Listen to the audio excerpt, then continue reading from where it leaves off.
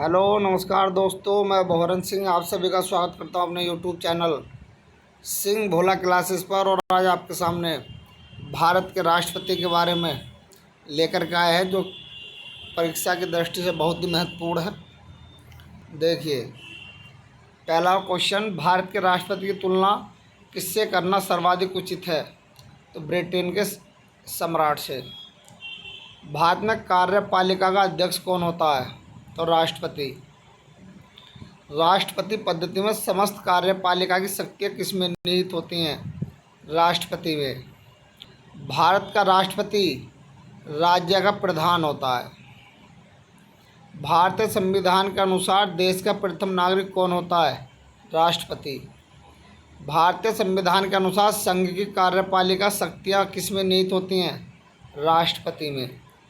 भारतीय संविधान के अनुसार देश की तीनों सेनाओं का अध्यक्ष सुप्रीम कमांडर कौन होता है? राष्ट्रपति। भारत का राष्ट्रपति होता है राज्य का संवैधानिक अध्यक्ष। भारत में सभी रक्षा बलों का सर्वोच्च कमांडर है भारत का राष्ट्रपति। भारत के राष्ट्रपति निर्वाचित होने के पात्र बनने के लिए किसी व्यक्ति की आयु पूर्ण होनी चाहिए 35 वर्ष। राष्ट्रपति पद के उम्मीदवार के लिए अधिकतम आयु कितनी होनी चाहिए? कोई सीमा नहीं है। एक व्यक्ति राष्ट्रपति पद के लिए अधिकतम कितने बार निर्वाचित हो सकता है? कोई सीमा नहीं, कितनी भी बार बन सकता है। राष्ट्रपति का निर्वाचन किस प्रकार से होता है? तो अप्रत्यक्ष रूप से। राष्ट्रपति पद के निर्वाचन हेतु कौन सी पद्धति अपनाई जाती है? समानुपातिक प्रतिनिधित्व एवं एकल संक्रमणीय मत पद्धति। राष्ट्रपति पद के चुनाव संबंधी विवाद को किसे निर्देशित किया जाता है? उच्चतम न्यायालय को। अगर राष्ट्रपति पद के लिए चुनाव संबंधी कोई विवाद होया तो उच्चतम न्यायालय में जाता है। राष्ट्रपति के चुनाव के लिए प्रस्तावक और अनुमोदकों की कम से कम कितनी संख्या होनी चाहिए? 50-50। भारत का राष्ट्रपति निर्वाचित होने के लिए कौन सी बात अयोग्यता मानी जाती है? कि कोई लाभ का पद ग्रहण किए हुए हो, ये अयोग्य मानी जाएगी। भारत में राष्ट्रपति का चुनाव किया जाता है एकल हस्तांतरित मत पद्धति द्वारा। राष्ट्रपति का पद चुनाव संचालित किया जाता है निर्वाचन आयोग द्वारा। भारत में किसके चुनाव में अनुपातिक प्रतिनिधित्व चुनाव प्रणाली अपनाई गई? राष्ट्रपति चुनाव संबंधी मामले किसके पास भेजता है? उच्चतम न्यायालय के। किस अनुच्छेद के तहत राष्ट्रपति तथा उपराष्ट्रपति के निर्वाचन से संबंधित विवाद का निर्णय उच्चतम न्यायालय द्वारा करने का प्रावधान संविधान में किया गया? अनुच्छेद 31। राष्ट्रपति पद के उम्मीदवार को चुनाव प्रचार हेतु कितना समय मिलता है? 2 सप्ताह। भारत के राष्ट्रपति का चुनाव कितने वर्षों के लिए होता है? 5 वर्ष। किस अनुच्छेद के तहत राष्ट्रपति अपने पद ग्रहण की तिथि से 5 वर्ष की अवधि तक अपने पद पर बना रहता है? तो अनुच्छेद 56।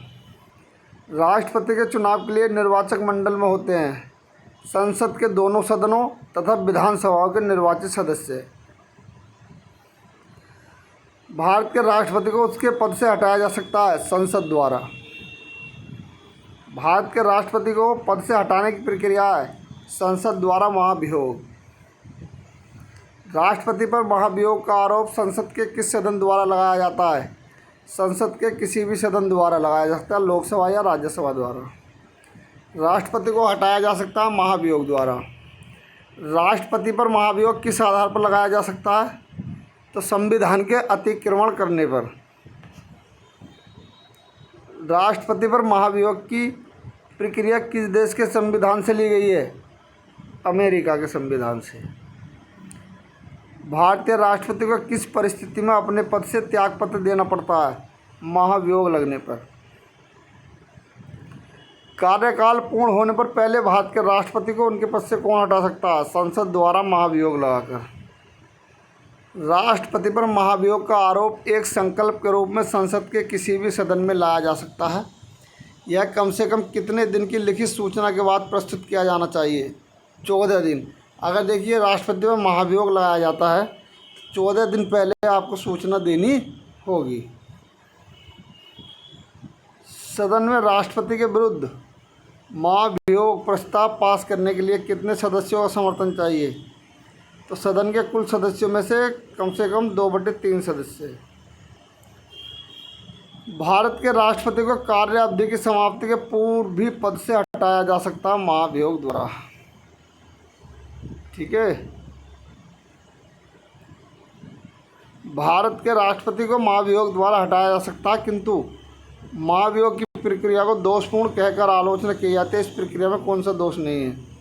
तो राष्ट्रपति राज्यसभा के रिक्त स्थानों पर अपने समर्थकों को मनोनीत करके 2/3 बहुमत से अपने विरुद्ध महाभियोग पारित करने को असंभव बना सकता है। राष्ट्रपति को पद और गोपनीयता की शपथ कौन दिलाता है? तो भारत का मुख्य न्यायाधीश। राष्ट्रपति संविधान के किस अनुच्छेद के तहत भारत के मुख्य न्यायाधीश के समक्ष शपथ ग्रहण करता है? तो अनुच्छेद 60 के अनुसार। मुख्य न्यायाधीश की अनुपस्थिति में राष्ट्रपति किसके समक्ष शपथ लेता है? सर्वोच्च न्यायालय का वरिष्ठ न्यायाधीश। यदि राष्ट्रपति और उपराष्ट्रपति दोनों देश से बाहर हों तो उस स्थिति में उनके कार्यभार को कौन ग्रहण करेगा? सर्वोच्च न्यायालय के मुख्य न्यायाधीश। भारत का राष्ट्रपति अपना त्यागपत्र किसे संबोधित करता है? उपराष्ट्रपति को। राष्ट्रपति के त्यागपत्र की सूचना उपराष्ट्रपति किसको देता है? लोकसभा अध्यक्ष को। एक ही समय में यदि राष्ट्रपति उपराष्ट्रपति दोनों का पद रिक्त हो जाए तो राष्ट्रपति के कृत्यों का निर्वहन कौन करेगा? तो भारत के मुख्य न्यायाधीश। यदि मृत्यु, त्याग अथवा हटाए जाने की स्थिति में भारत के राष्ट्रपति का पद रिक्त हो जाए तो उस पद का कार्यभार कौन संभालेगा? उपराष्ट्रपति।